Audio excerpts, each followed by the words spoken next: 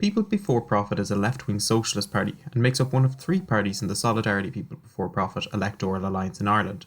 The party itself was founded in 2005 by the then Socialist Workers' Party and later joined by the Community and Workers' Action Group in 2007.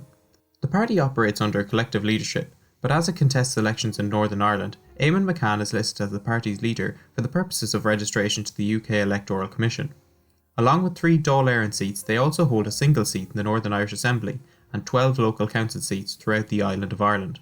People Before Profit brands and prides itself on being the anti-establishment party, so it's no surprise that in a country with a high cost of living and a difficult to enter job market that young people would be attracted to the party. But the question remains, why do young people get involved in People Before Profit? I sat down with Dara Adelaide to ask why he initially got involved in youth politics and what attracted him to the party. Thanks for joining me, first of all. First question initially is what initially sparked your interest in just politics as a whole? Yeah, so I was quite young. Like I was a teenager when I first got involved in politics. We were having an election in school, one of those kind of meaningless things, and people vote for people because their name sounded interesting, that sort of thing. But it was around the time after the crash, so it was really feeling austerity firsthand that really sparked my interest in politics. So, like, I come from a working class area and things were grim, like the cuts to benefits for single parents, unemployment, all that sort of stuff. So you can't, like, watch those things go on around you and not feel like you need to become involved in politics, you know? And so what initially then brought you to join People Before Profit, and can you describe the moment? It was it was actually more of the process of elimination. Like, I had so many things I disagreed with that were happening, that were going on in Ireland, and I felt angry at the political establishment, but not just Fianna Fáil and Fine Gael, but also the other parties that were propping them up, like the Green Party and Labour, who came off as almost like, especially Labour, it seemed like they were going to side with the working class, that they would kind of defend us, that sort of thing. But they abandoned a lot of their values when they went into government then. Even like they said they wouldn't cut funding for third level education, and they cut it. I felt kind of like People Before Profit were the only ones who meant what they said. They weren't going to go into government if it meant sacrificing their values. Okay.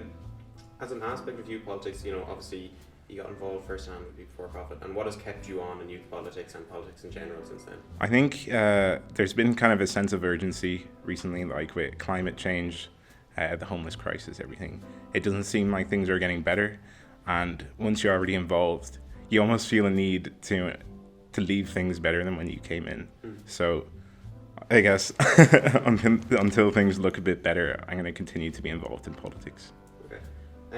So talking about politics again and politicians and all that, how do you feel politicians not only in just your own party but in the government and the opposition and parties in general, how do you feel, do you think they listen to young people enough, and how much do you think they listen to young people? I don't think they listen to young people enough. I really feel like a lot of the political parties have their own youth branches, and I personally don't believe in that. I feel like it's a way to separate out young people, to say your opinion matters in this small area, but you're not grown up enough to be a part of the real party. I feel like if you really cared about young people's views, they should be equal members. I mean, we pay the same taxes that adults do. Even 16-year-olds or 17-year-olds can work, but they're not allowed to vote. I think in general, politicians don't care about what young people think. So taking it back then from, say, party politics and why you get involved with People Before Profit, or why anyone get involved in any other party, what do you think unites young people, especially in, say, getting involved today, as like, you know, as say, I know a couple of other people said they got involved through the 8th Amendment referendum or the gay marriage referendum. What do you think nowadays is something that drives everyone to come together regardless of party politics? Again, I think it's the sense of urgency, especially you see a lot of young people who are joining political parties. The main thing that they care about is climate change. It's something that's upcoming, like we have a deadline that we need to meet, and things aren't being done to change it. Like I feel like, especially with social media now, everything's out in the open. You can't miss anything. Especially younger kids. My sister is way more politically aware than I was when I was her age. It's just this thing of everything's out in the open now on social media. And yeah, there is a sense of urgency, especially to do with climate change. And so where do you see yourself in the future, not just in youth politics, but in politics in general?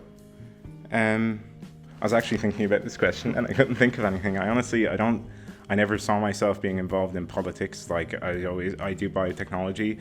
I was always going to be a scientist. I wasn't going to be involved in any political party, whatever. So I don't see where my future is. I think I'm just going to go with the flow, see where things bring me.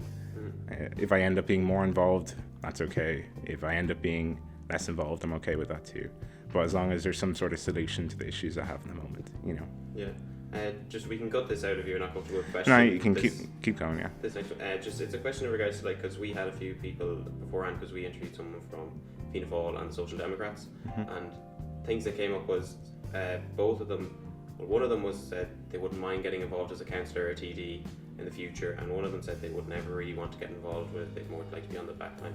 Do you feel there's an added pressure on young people nowadays when looking at becoming a councillor or TD that there is significant barriers for them? And if so, what barriers do you think in general really stop them from really putting themselves forward for that? The one I see is whenever you see politicians, they're all wearing suits, they speak in a certain way. You very rarely, I don't know about the people from Fianna Fáil or Social Democrats or whatever, but you rarely see politicians of certain demographics. Like the majority of politicians here in Ireland are men, mostly they're white, mostly they're not working class. So there is a barrier that when you see someone who isn't like you, and the majority of people involved in politics aren't like you think to yourself, does that role really suit me? Even though there isn't an actual barrier there, And so do you think that stops a lot of people who would be really good as politicians forward? I think so, yeah. I know loads of people who are really politically aware, they have strong opinions about a lot of things, but they just don't see themselves as politicians for certain reasons. I can't speak for them, but that's the barrier I see.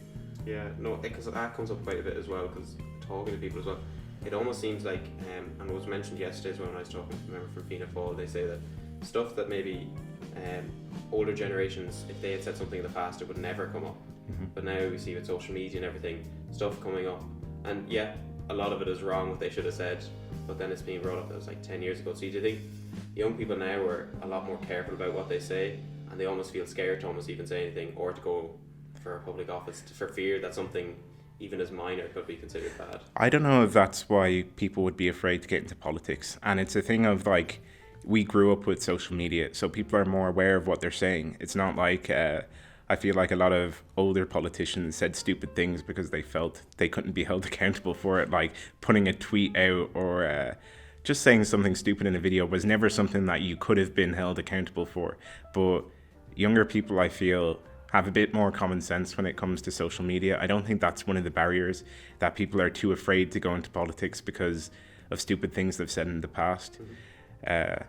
And the majority of people don't say stupid things no, just speaking from experience, most people do have a certain amount of common sense. It's just the rare cases where, I don't know, I'm trying to remember a public figure who's, what was the most recent one? There was the guy who was in Marvel, the director, who he said some horrible things. But the majority of people don't say horrible things on social media. I don't think that's a barrier.